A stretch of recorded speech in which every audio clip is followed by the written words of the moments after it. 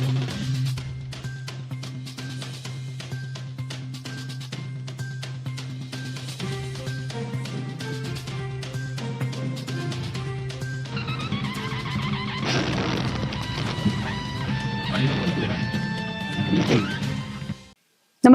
आपण पाहता हिरकणी न्यूज.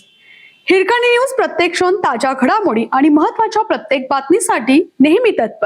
पुन्हा क्रांती चौक पुतळा परिसराचा श्वास घुसमटणार का? अनेक वर्षाच्या अतिक्रमणाच्या विळख्यातून मुक्त झाल्यानंतर क्रांती चौकातील पुतळा परिसराने नुकताच मोकळा श्वास घेण्यास सुरुवात केली आहे. मात्र पुन्हा एकदा या परिसरात टपऱ्या व हातगाड्या उभारण्याचे प्रयत्न सुरू असल्याची चर्चा असून यामुळे नागरिकांमध्ये चिंता व्यक्त केली जात आहे.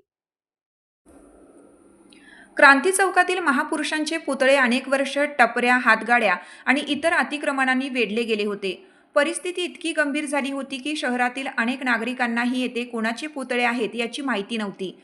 बाहेर गावाहून येणाऱ्या नागरिकांसाठी तर हा परिसर पूर्णपणे अतिक्रमणाच्या आड गेला होता. या अतिक्रमणांना काही राजकीय मंडळी, काही नगरपालिका कर्मचारी तसेच काही तथाकथित सामाजिक कार्यकर्त्यांचे अप्रत्यक्ष संरक्षण मिळाल्याची चर्चा शहरात अनेक वर्षापासून होती. परिणामी क्रांती चौकातील वाहतूक कोंडी वाढत गेली आणि परिसराची स्वच्छता धोक्यात आली. दिवस रात्र चौकात गर्दी होत असल्याने नागरिकांनाही मोठ्या अडचणींना सामोरं जावं लागत होतं. दरम्यान अनेक वर्ष नगरपालिका निवडणुका न झाल्याने शहरात लोकप्रतिनिधींचा अभाव होता. नगराध्यक्ष आणि नगरसेवक नसल्यामुळे प्रशासनावर प्रभावी नियंत्रण राहिलं नाही. याच काळात शहरातील विविध भागांमध्ये अतिक्रमणांचे प्रमाण वाढल्याची भावना नागरिकांमध्ये आहे. आता पुन्हा एकदा क्रांती चौकातील पुतळा परिसरात टपऱ्या आणि हातगाड्या उभ्या करण्यासाठी काही स्तरावर हालचाली सुरू असल्याचे बोलले जात आहे. यासाठी राजकीय दबाव तंत्राचा वापर होत असल्याचेही चर्चा आहेत.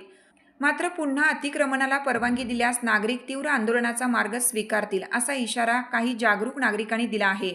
प्रसंगी जिल्हाधिकारी कार्यालयासमोर उपोषण करण्याचाही निर्धार व्यक्त केला जात आहे.